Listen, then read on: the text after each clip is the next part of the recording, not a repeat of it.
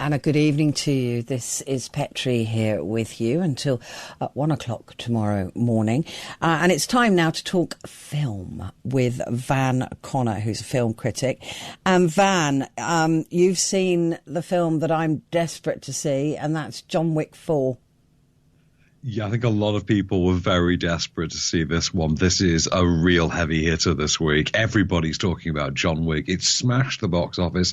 It's made Ant-Man look like, well, an ant at the box office.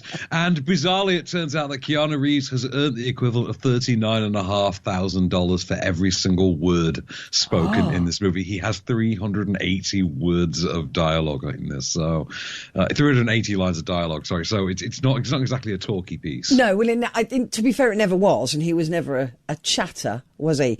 But this film, I've seen reviews of it, and people are saying this is the best one yet, that it's really brilliant. What was your view? I think it's the John Wick sequel that most people have been waiting for. I've never been a fan of the John Wick sequels. I think the sequels just take it a bit too far. I still love the simplicity and the joy of that first one. That's true. They killed my dog, they took my car, now I want revenge. That's a setup for a movie. That's how you do Death Wish for, post nu metal generation. But the sequels for me, they're brilliant. They're brilliant, and at the same time suffer from the same thing that the Raid sequel suffered from, which is, I think you can have too much of a really good thing. And the problem is there is no better action thing out there. It's a hell of an action spree that they go on. There's nothing like it. I mean, you're never going to look at stairs the same way after you see this movie. That's all I'm going to say. Well, we've got a clip, I think, so let's have a listen. So, you want to kill him? You want to kill him? I want to kill him. What about you, Mr. Vick? I'm going to kill you. Oh, for better, of course, yeah. But it looks like we have ourselves a genuine conundrum. A quandary, if you will. A real-life dilemma. So, I thought we'd play a game. I can't wait. I love all that sort of villainy and you just know that John Wick is just going to slaughter everybody. So there's no surprises, and I like an action film like that. Of course, there is a tragedy behind this release, isn't there? The concierge, who was just brilliant in anybody who knows the John Wick series, the concierge in the hotel, tragically and suddenly died. Yes, Lance Reddick left brilliant. us this past I was week. Genuinely upset by that. Genuinely upset. He's a brilliant actor. He is, and I will say that he becomes more important to the John Wick series in a strange way in this movie as well. Like, he becomes a linchpin of continuity because there is a spin-off to this coming. He died this past week. I think it was the last 10 days or so.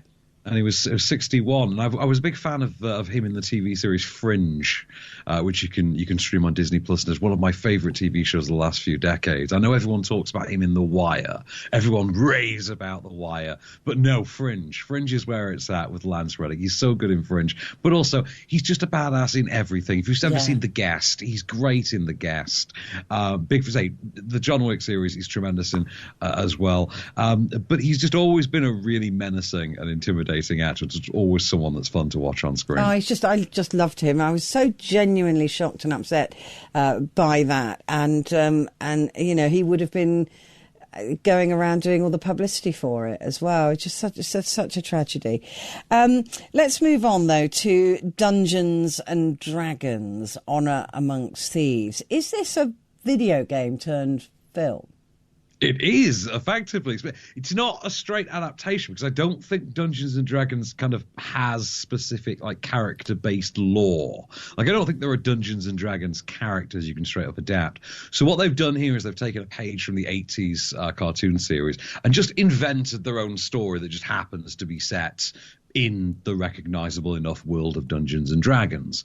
And so what you get is a merry band of sort of mismatched thieves and wizards who come together sort of Guardians of the Galaxy style, have to go on a quest to retrieve a MacGuffin, to save one of them's daughter, and take down a guy who used to be a member of the team but has now turned on them, and we're expected to not really remember that this is an exact plot movement from the Italian Job remake, and that Hugh Grant is playing it the exact same way. And there's wizards and witches and dragons, swords, sorceries, and paladins. There's flagons and dragons galore. I've got a clip for you to set the tone. Yes, yeah. And this is the band interrogating a corpse using a magic spell. Oh.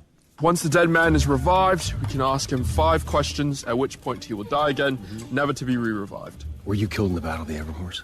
Yes. 4 more questions, right? Yes. No, that wasn't for you. Did that count as a question? Yes. Damn it. Only answer when I talk to you, okay? Yes. Why did you say okay at the end of that? I didn't. Fantastic. Where's the shovel? Actually, that sounds quite cool. It is. It's got a sort of Jumanji-ish energy to it. I was just going to ask about it, whether it was like Jumanji. Yeah. It is somewhere, if you would imagine something like the setup for Guardians of the Galaxy, smash it with Game of Thrones and that sort of tone. Bit of that Jumanji family-friendly adventure fun. And the stage is set for a pretty good time here. And you do get Chris Pine, having a ball as this sort of medieval Han Solo type. And you've got Hugh Grant on full Paddington mode, and that's never not fun. I think now it just needs to be a thing that Hugh Grant just does that every couple of years, and just needs to do the Paddington style villain. And I'd say great fun. Michelle Rodriguez as well, Justice Smith. There's a good cast going round in this. I don't think it's going to be a huge franchise. I don't think this is going to be like the next GOT or the next Star Trek franchise or anything like that. But I think it's a good, fun sort of 3.5-star film that's like a 4-star good time. Like, this is one you would enjoy with the whole family, I think. Talking of Star Trek, and I know this is off script, but have you seen the new Picard? I have. I'm a very big fan. What do you say? I think he's too old. I think he's just too old. And I loved it. I mean, I really wanted to love it because I love Picard. But there's a time, and I just think it doesn't work for me. Well, that's Patrick Stewart's whole gig now. Patrick Stewart's whole gig now is to go and play like the 90-year-old versions of characters that he did decades previous. That's why he did like Professor X as, a nonagenarian, and now we've got Picard. And I will say the current series of Picard definitely makes up for the second series, the previous one, which I thought was absolutely dreadful and slapped in the face many childhood years of Star Trek fandom for me.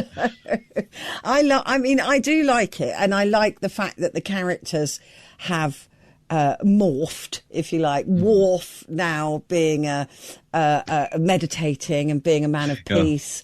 Worf's gone woke. He's gone really woke. Great. I mean, I love the fact that he says, no, I'm anti-violence now, as a Klingon. And a lot of it is very good. But I have just been, and I love him, but I'm just, Patrick Stewart, but I'm just kind of going...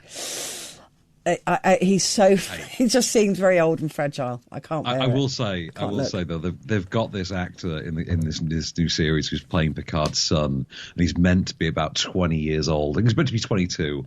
I think they specifically say he's 22, and the actor is Ed Speleers. Now, Ed Speleers has been in movies for 20 plus years. Yeah, but he's very cute and he's forgiven.